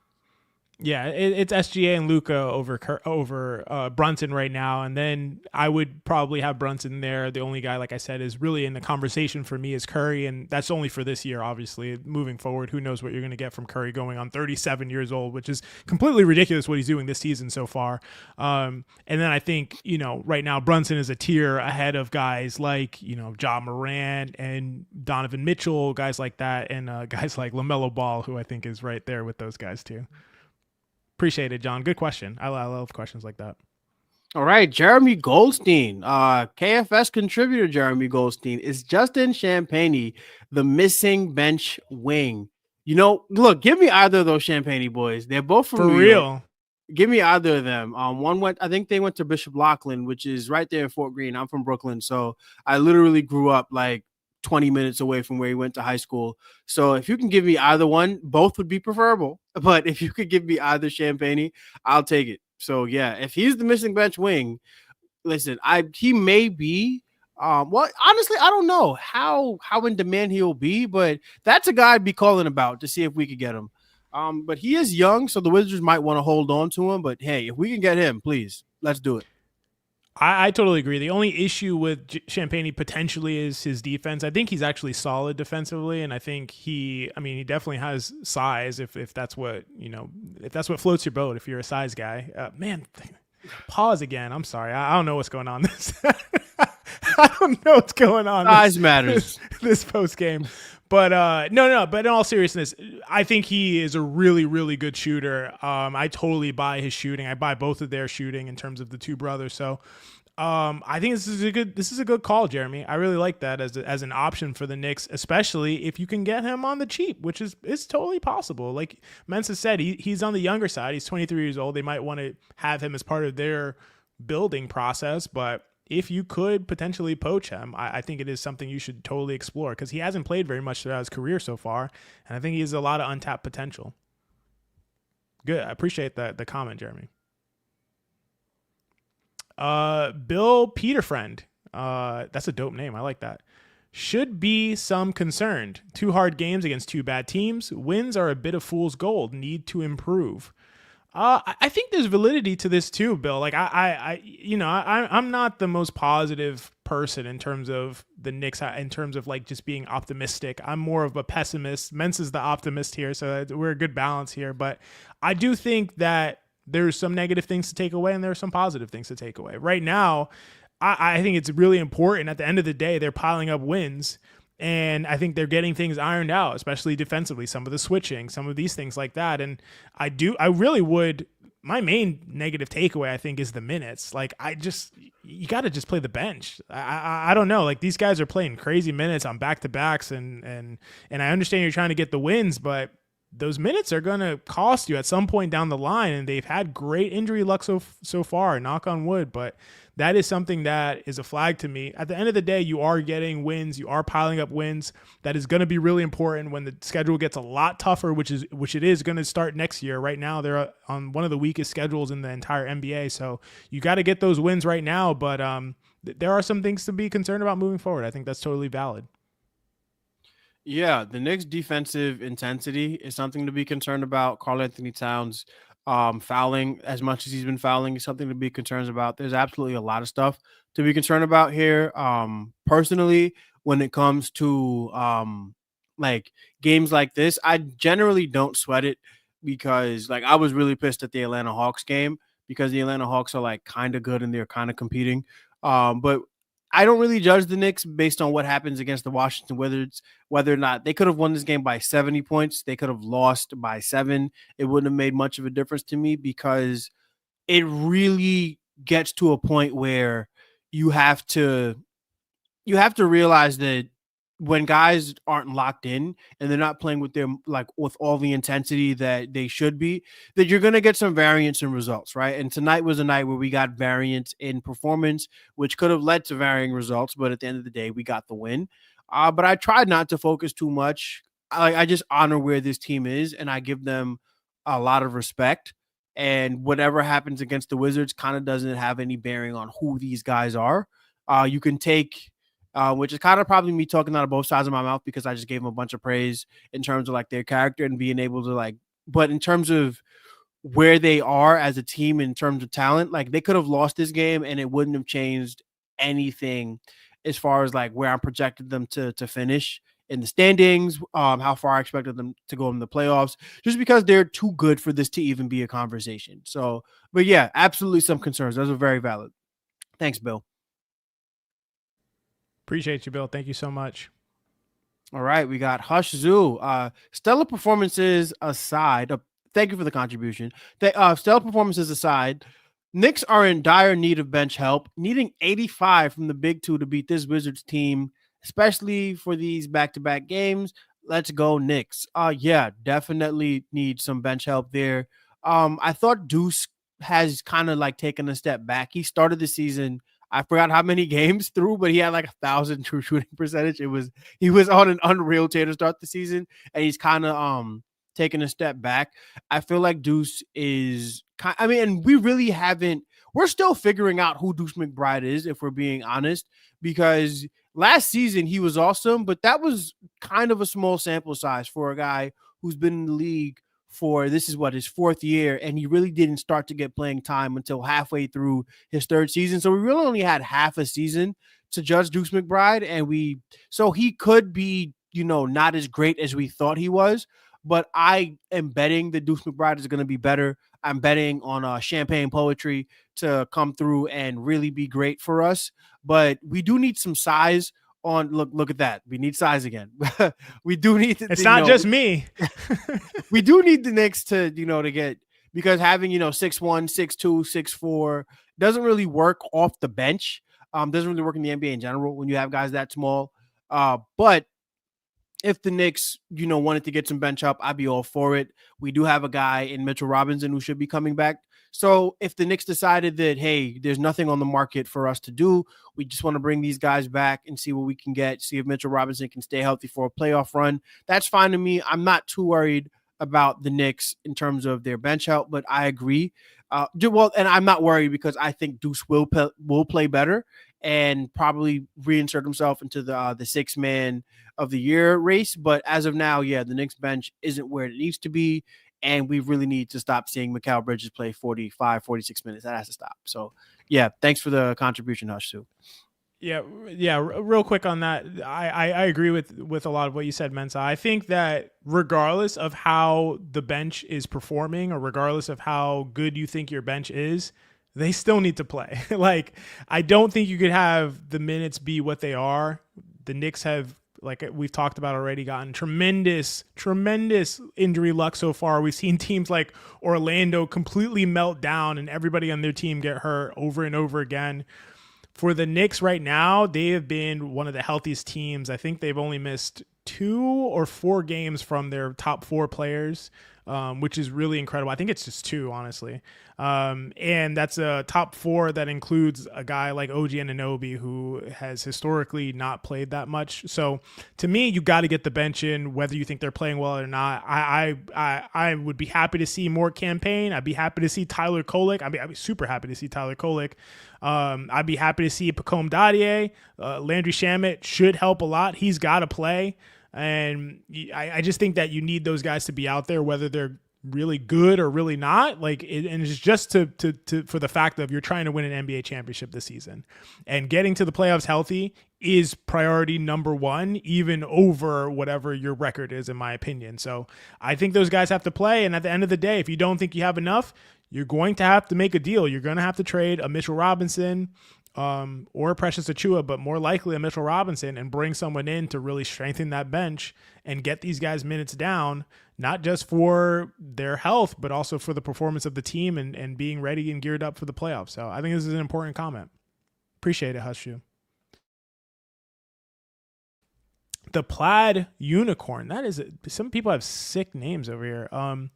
I don't care about anyone complaining. I was in the building for Brunson 55 ball. The vibes were phenomenal. That is sick if you were in the building for it. I mean, like if you're in the building for it, that had to feel electric. It really felt like Madison Square Garden to some extent. Like the chants, the excitement for every Knicks play, the booing when the Knicks didn't get a call. It just felt like it was a home away from home, just like all the Orlando games feel like. So that's pretty cool, and that had to be really cool to be in the building for that. Yeah, a win is a win is a win. And we're not going to ask who Jalen Brunson scored 55 on. We're just going to know Jalen Brunson dropped 55. So, yeah, I'm right there with you. The vibes were, look, it should not have been a game. I don't care. At the end of the day, the NBA is an entertainment product, and I was absolutely entertained. So I'm right there with you, the Plaid Unicorn. Thanks for your contribution. So let us reset. Let's do a little out of town scoreboard. I'm always excited for this segment because I love the NBA, and let's see what's going on around the league right now. And this is our out of town scoreboard presented by our friends at T Squared Social. T Squared, as we know, is your home for anything you could possibly want for in a sports bar. You know, go to tsquaredsocial.com to learn about their club memberships, their trivia nights, their sports leagues. John talked about this last night, and you can get a free draft beer when you tell them KFS sent to you. So that's a no-brainer. You got to go there. It's a really cool spot. And of course, John announced it I think last night or recently, but we have a watch party coming up versus the Oklahoma City Thunder on January 3rd. It is so freshly decided that I haven't had a chance to even make the graphic for it yet. So the graphics coming out soon, but definitely head over there. I live in Florida, and I've even been to a watch party. So you all who live in New York, you have no excuse but to visit T Squared Social. It was super fun. So just get out there and watch the game with a bunch of sicko Knicks fans and with your KFS crew. Yeah, T Squared is awesome. I've been there a few times. It's great. I'm going to try to get to a couple of the KFS watch parties there. But yeah, it's great. You know, definitely come out. You can have a great drink. You can watch a ton of games. You can they have like this like virtual golf thing. It's great. It's good for the family. It's good for the simulator. It's trust me, guys, you will not be disappointed if you go to T Squared. And without further ado, let's see what's happening around the NBA. So we are, hold on as it loads up. Okay, so the Hawks beat the Heat 110-120. The Hawks win by, what's that, 10 points? Obviously, I can do math. Don't worry. Jimmy Butler was out, but who cares? They lost, and it's always great to see the Heat lose. We had the Thunder winning by 12 against the Hornets, XJ's Hornets, also losing to XJ's Thunder. So both of my teams. There you go. I will say, obviously, Charlotte didn't have LaMelo and didn't have Brandon Miller, so this should have been a walk in the park for OKC, and they pretty much handled it pretty handily all the way. But as you see, 12 points is a pretty big win. But for a team without basically three of their best players, maybe three of their top four players, even the Oklahoma City Thunder, the best team in the league, only wins that game by 12. I think that's a game that I'd imagine they win by 20. So it just goes to show you how tough the NBA can be at times. So, yeah, tough game. You want to keep going? Yeah. We got what was a really good game, Mensa, that we didn't get to really watch because we were been here, but the Golden State Warriors against the Phoenix Suns. Golden State wins 109-105. Apparently here, Golden State went on a crazy run. The Suns led by 100-91 with 6.5 minutes left. Warriors go 18-5 the rest of the way to win that game. So that's awesome. That's a big win for the Dubs, who have been kind of struggling of late. So I think that's who I love to watch. Jonathan Kuminga, 34 points, 9 rebounds. Yeah. Off the bench, Jonathan Kuminga, right? It's been weird watching the Warriors because I'm like, why is Andrew Wiggins taking so many shots? This is kind of strange. But yeah, the Warriors are kind of like in this weird like in between phase where they're still trying to honor the fact that they have Steph Curry, but the roster isn't quite built to compete. But they're a fun team to watch, and the Suns without Devin Booker, they're relying a lot on Kevin Durant. So that's just been. Both of those teams are like not where they're supposed to be, and it's interesting to watch how their seasons develop. Games in play right now. We have the Philadelphia 76ers losing to the Utah Jazz. I love that. Even if they're only losing by one. The Nuggets are beating on the Pistons in the fourth quarter, 118-99. And then the Mavericks are down 10 at halftime to the Trailblazers. I might throw a little money on that, depending on what the money line is right now. But yeah, I'm on the Dallas Mavericks to come back. Obviously, I'm not putting any of my hard-earned dollars on the Portland Trailblazers. And then you have the Kings and the Lakers. The Lakers are up 7 right now, 42-35 in the second quarter. Yes, sir. And I think we only missed one game. Did we say the Chicago Bulls and the Milwaukee Bucks? Chicago defeats the Milwaukee Bucks 116-111. You know, that is sort of a surprising upset. But as I've said, no Giannis tonight. No Giannis tonight. Absolutely good call. And the Chicago Bulls can potentially beat anyone on any given night, given how they shoot threes. They jacked those threes up. They were 14-36 from three tonight. 39% from three, and that definitely pushed them over the top. So tough game for the Bucks, but like you said, no Giannis, so it can be expected to do so much. Then that was our out of town scoreboard presented by T Squared Social. Like we said, head on out to the Knicks Film School watch party on January 3rd. It'll be a blast. And I won't be there, but that's only because I'm 1,000 miles away. If I was in New York, I would be there. So appreciate it. What else do we got? We have about a few super chats left. I think this one's for you, Mensa. All right. From my guy, GMAC. Last one from Mensa. Just your nightly reminder that Juan Soto is a New York Met. Ladies and gentlemen, as a lifelong Mets, Jets, Knicks fan, it took me until like a few years ago to know sports happiness. So for the Mets to have Juan Soto, and who cares if he was overpaid? I don't care if you paid him $2 billion, $3 billion, because it's not my money and it doesn't affect the way the team can be built. So I'm going to very much enjoy Juan Soto being a Met. I just hope that the Mets continue to add players around him because this offseason is still young. But yeah, man, Juan Soto is a New York Met, guys. It's going to be so much fun. It's going to be electric. And I have no comment. This was obviously specifically for Mensa. And no thank you. The Yankees look great. I'm not going to lie. Like the Yankees honestly, I think that losing Juan Soto to the Mets kind of made like just the embarrassment of losing him to the Mets made the Yankees say, you know what, we're going to spend all that money that we were going to give to Juan Soto on other players. And hey, it took you losing Juan Soto to have an $800 million offseason, Yankees fans should be grateful because I will say he needs to spend that money.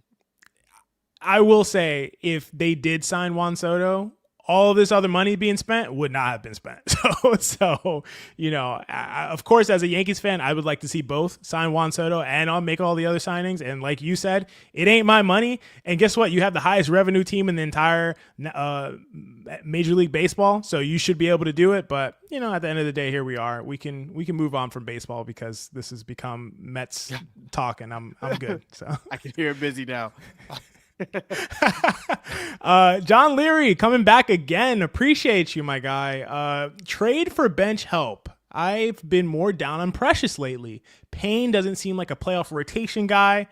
Love the breakdowns by you guys. Fan of HHT. Thank you, John. I really appreciate that. Thank you for tuning in to Hot Hand Theory.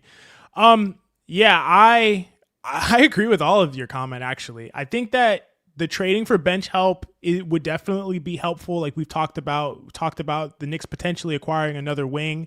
There being several options out there. A guy I really like is Keon Ellis, who we've talked about as well.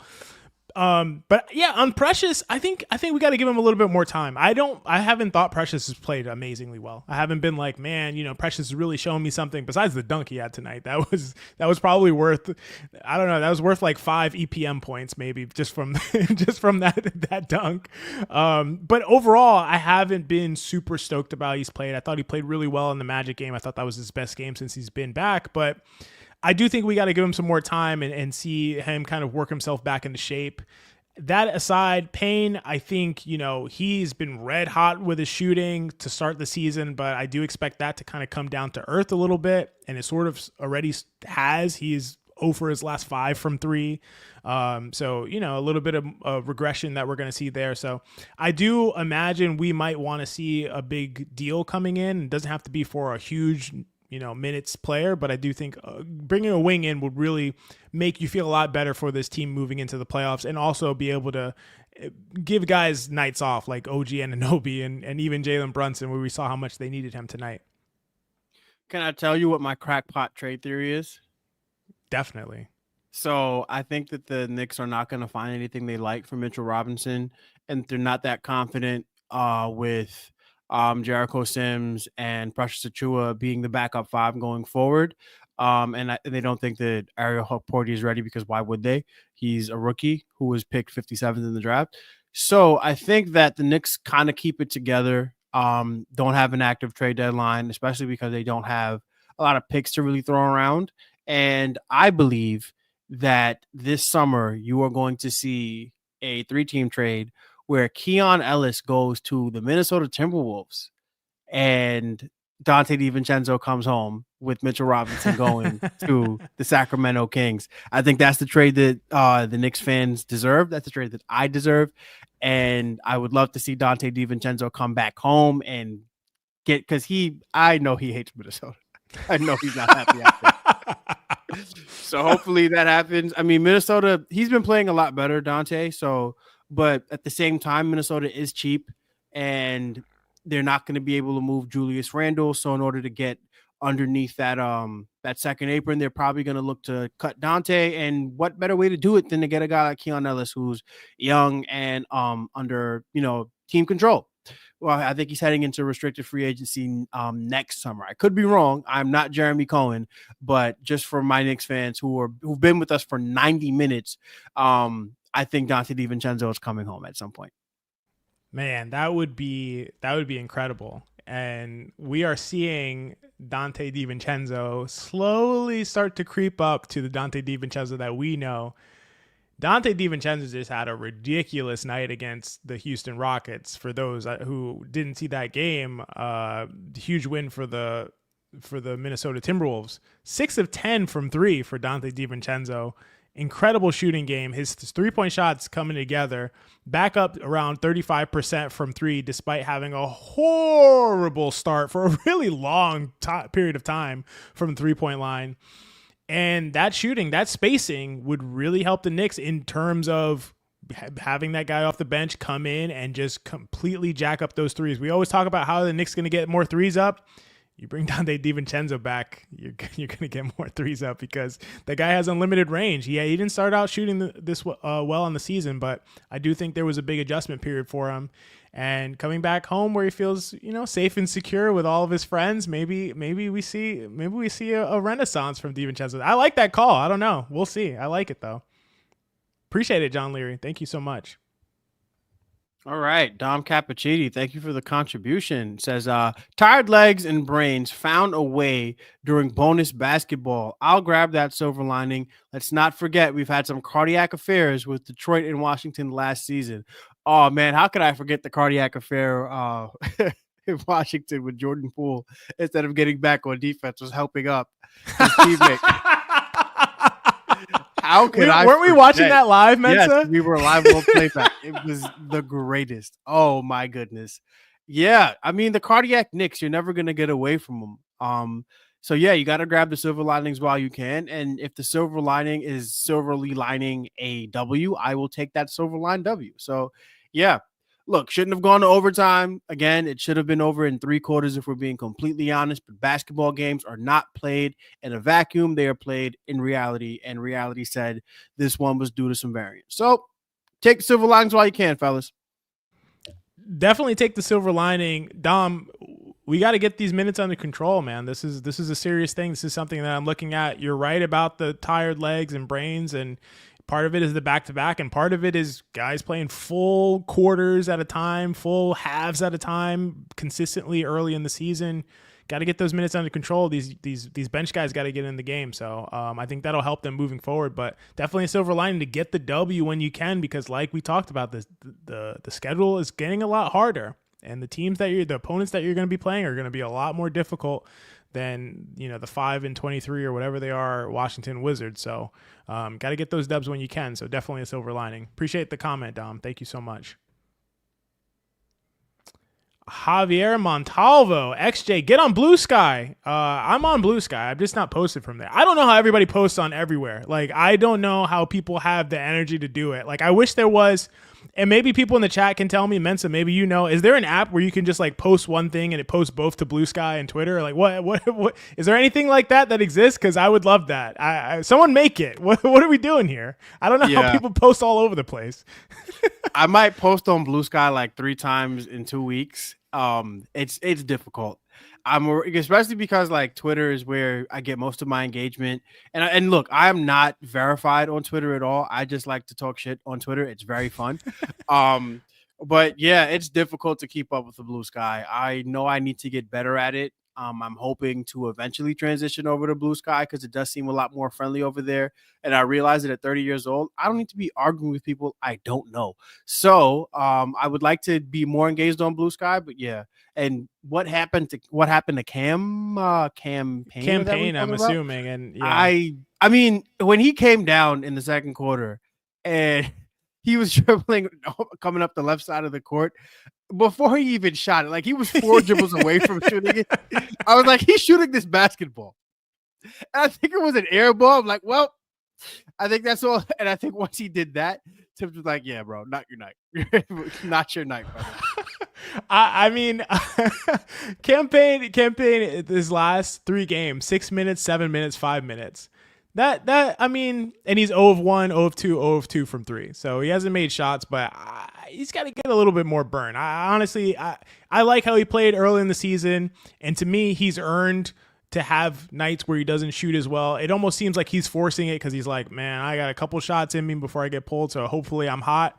And we're going to find out real quick whether I'm going to play 15 minutes or 3 minutes. And then I remember that exact play, Mensa, when he comes down the court. How could you forget it? Everyone knows he's pulling up, and it didn't go well. So yeah, I agree. I think we need to see more campaign, and I think they have to make a switch now. It's getting to a point where I believe, organizationally, it'll be like we gotta move in the direction of the bench playing some more minutes. They have a full bench now with Landry Shamet. The guys are going to start playing a few more minutes. I'm pretty confident in that. Appreciate the comment, Javier. So thank you so much. All right, this is me again.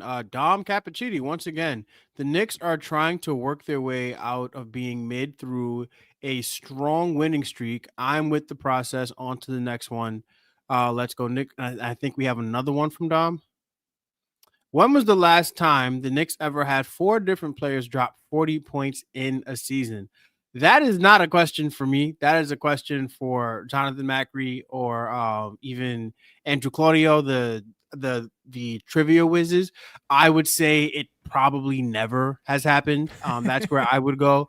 I mean, you got to go back to, because definitely nobody in the 90s Knicks would have done it. It probably would have been Pat Ewing. I don't think that, Starks should have done it for sure. Maybe like the 97 Knicks maybe had a chance when they had Allen Houston and Larry Johnson, but I don't think this has ever happened in Knicks history. And funnily enough, we all assumed that the Knicks already had 4 players score 40 points this season, but this is actually Jalen Brunson's first night scoring over 40 points in the game this year. Really good to see OG Anunoby get there. And we had OG Anunoby, Mikal Bridges on Christmas. How could you forget that? And then my guy, Karl Anthony Towns, when he did it to the Miami Heat, which kind of cemented him as a Knick for life in my book. But that's just me. But yeah, it's awesome to see how much firepower this team has. And that's how you know that when it comes time to play in the playoffs, the Knicks have the ability to beat you multiple ways because anybody can get hot. Even Deuce can get hot, and Champagne, my guy Campaign, can get really hot. He might give you 17 when he's hot. He's not giving you 40, but that's going to be a really, really hot 17. Yeah, honestly, like the fact that we saw OG drop 40 was obviously the most surprising one. He was just red hot that night, 40 points on 83% true shooting, which is insane. But yeah, it's such a great point because like you said, Mensa, any one of these guys can get red hot at any given time. And that's really what you want. You want to have that versatility. You want to be able to say, if this guy doesn't have it, this guy can have it. And that really insulates you to cold stretches. It insulates you to injuries. It insulates you a lot. And across a long season, you have to have that ability to go to different options. And the Knicks really have that right now. And they've proven that already. And I think, we can see guys become a little more reliable. Bridges is starting to get really, really consistent with his scoring. And I think he can even do more on the ball to help out Jalen Brunson. So I think it's indicative, the fact that they have 4 40-point scorers this season, I think is indicative of the Knicks kind of upside and ceiling and what we can see from them moving forward if things start to really, really, really start to click. They've already gone pretty well, but I think they can get even better, which is crazy to say. But appreciate the comment, Dom. Thank you so much, as always. Kevin Danishevsky. Thank you, Kevin. OG can use a breather, legs on D, and short shots. Yeah, multiple people have mentioned it tonight. I think OG is really gassed, and you could even see it at various points. Like, he just looks gassed, and sometimes he's taking a break defensively, and I don't think it's because he doesn't know where to be, but he's like, maybe I can get away with just taking an extra breath here and not having to close out on the guy who shoots 25% on wide open threes, and then it's like the guy just hits it every time. So it's like really unfortunate timing for OG, but it's kind of exposing the fact that either he needs a breath, he needs a game off here and there. And I hope that is something that we see them really introduce, which I know it's not philosophically something that a Tibbs team wants to do, is like let a guy have a night off on a back-to-back. But I do think that would really, really help in the long term. And I do think that's something we may start to see as we move forward, just out of necessity. Yeah, I'm just going to ignore whatever it is that is on OG Anunoby's elbow and pretend I don't see it. But yeah, like you were saying earlier, OG Anunoby is not necessarily known for his durability, so it would be nice to see us kind of cut down on the minutes that he's getting, give him a night off here and there. You don't have to play all 82, even if that is what Tom Thibodeau would love. But we have guys, man. We can start Deuce. We can move, Mikal to the 3 and let Josh Hart play the 4 and give OG a night off, But I do think we need to start the Knicks, I should say, need to start thinking about how they're going to get their team, their best 5, into the playoffs in one piece. And I think giving OG Anunoby some nights off would be probably something that we should start looking into. Thanks, Kevin. All right. I-95 Bully. He says, a super chat for the gangster and the gent. This is actually hilarious because shout out to my guy Blood of the Panther. He was he was DMing me and he was saying that Bully can tell he could tell that I'm not as clean cut as I come across in these because I present myself well and I talk really well. And Bully, you are absolutely right. That's all I'll say about that. But yes, that is really all I'll say there. Thank you, Bully. I appreciate it. Appreciate you, Bully. So I mean, I would say the same thing about myself as Mensa, but really when it comes to, I will say, competition. So I'm a horrible person to compete with, which comes out oftentimes when I feel like when I'm just arguing on Twitter, which is for a lot of people. But if you play basketball with me, you'd be like, who is this person? And why are they yelling? And why are they beating me up like Jalen Suggs in a meaningless pickup basketball game? But that's where it comes out. So, but yeah, appreciate it as always, I-95. Thank you so much. Kevin Danishevsky with the quick trivia update. Appreciate you, Kevin, for 40-point scores in 22-23. IQ Randall, JB, RJ. Wow. How could we forget that? How could I forget that? I really don't know how we forgot that. That's crazy. I remember the IQ game because IQ, I think he scored 40 and then scored like 39 2 days later. But yeah, good call, Kevin. Thank you so much for bringing that up. Yeah. All right. Here we go. Oh, I think you might have hit the mute, Mensa. Of course I did, because I'm a dad now and I do stupid things.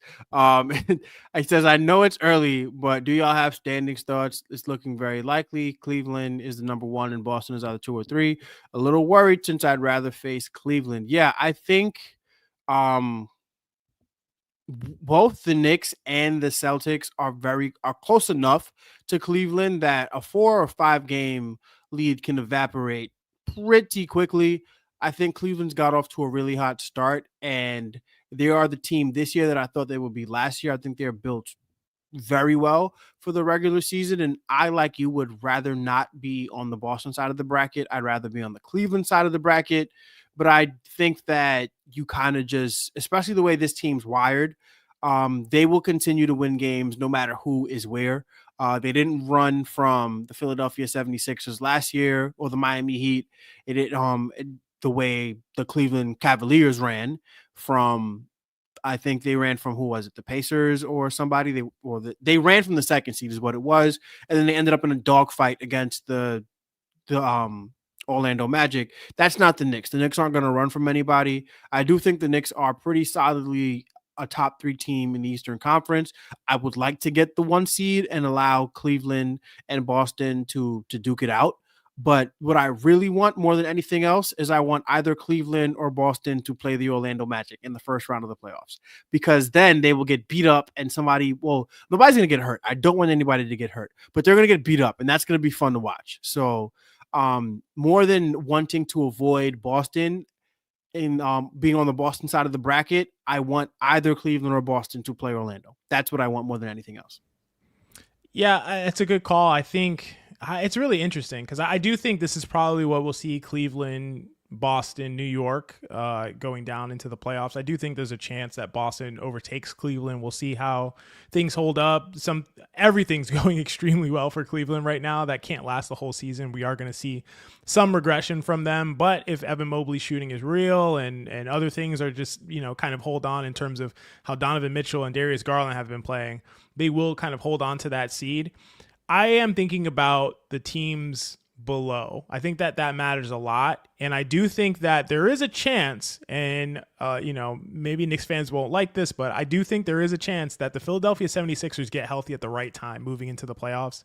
I do think they can potentially grab an 8 seed, get in a play-in and win a play-in pretty easily because things are clicking at the right time. Embiid's healthy, PG's healthy. And then that team has a chance to knock off whoever is the number 1 seed is. And that is a thing that I think that we're not really able to account for because, the Sixers haven't looked good to start the season, but now things are starting to fall into place. We're seeing Maxey start to perform like we expect. Paul George is going to get healthier, we assume. And if that team is in the 8th seed, I wouldn't mind seeing a Cleveland Philly first round series. That would not bother me at all, or even a Boston Philly first round series. So some of these teams at the bottom could potentially get hot at the right time, and that is going to really give the shape of what the Eastern Conference playoffs is going to look like. So I'm not really looking forward to it too much in terms of, man, I really hope Boston gets the 1, or really hope Cleveland, we avoid Boston in the second round. Like, I'm not really giving too much thought to that right now. And I probably won't, honestly, until we know what the exact matchups are going to be and how things are looking in the Eastern Conference. But a good question and a good thing to look forward to, given that we're moving into 2025 and the season feels like it's moving along really quickly. Yeah, really great points about the Philadelphia 76ers, another team that is on that bottom half of that bracket that we saw very quickly get very hot is the Indiana Pacers. You don't see a healthy Tyrese Halliburton right now. He's having a season that he's regressing this season, but a lot of that apparently is due to his health. So the last thing I want is I want us to sweep the Pacers. Don't get me wrong. I'm not running from smoke, but to play the Pacers and the way that they stretch you out, and it's not an ideal matchup in the playoffs for the New York Knicks, at least. So, hey, there are teams down there in the Pacers and the Philadelphia 76ers that could get hot at the right time and give somebody some trouble in the first round. So, yeah, Eastern Conference, as even though it hasn't bared out too much in the standings, there's a lot of talent, especially on in the bottom 4 there. So you got to keep an eye on everybody. 100%. Good point on the Pacers too. That's definitely a good point. And that'll do it for our super chats. Thank you so much to everyone for joining the Knicks Film School postgame show. We had so much fun covering this team. Thankfully, Jalen Brunson saved us and saved this whole post game, because this would have had a completely different tenor if they lost to the Washington Wizards on a Saturday night. But they did not. So thank you so much for all the contributions, all the great comments, all the support that you've given throughout this post game. Thank you so much to Mark in the background on the ones and twos. We won't ask Mark to jump up on the stage, but appreciate you for holding it down, Mark. Thank you so much. And Mensa, any last words before we close it out here? The 82 game season is a journey, and this one for the New York Knicks is unlike any that most of us have experienced in our lifetimes, because the Knicks have been bad for a very long time.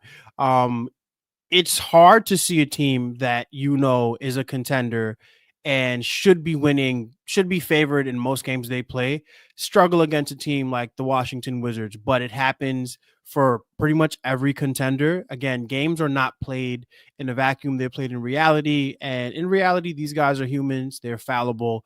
But that is why you watch the games. That is why the regular season matters. And that is why you honor every step, every game, every emotion that comes with this 82 game journey. So continue to enjoy Knicks basketball for as long as the Knicks are playing basketball. And that means that on December 28th, when the Knicks have to go into Washington and gut one out, you're allowed to be happy about that. And I just want to continue to remind people to enjoy the journey, because the journey is super important, and process just as much is to me just as important as results. And you're watching this team in the middle of their process become a true blue contender. So enjoy it. Try not to get too down, because the Knicks had a tough game against a 5-win basketball team. They are still every bit as good as you believe they are, and continue to believe in these guys, because they will not let you down.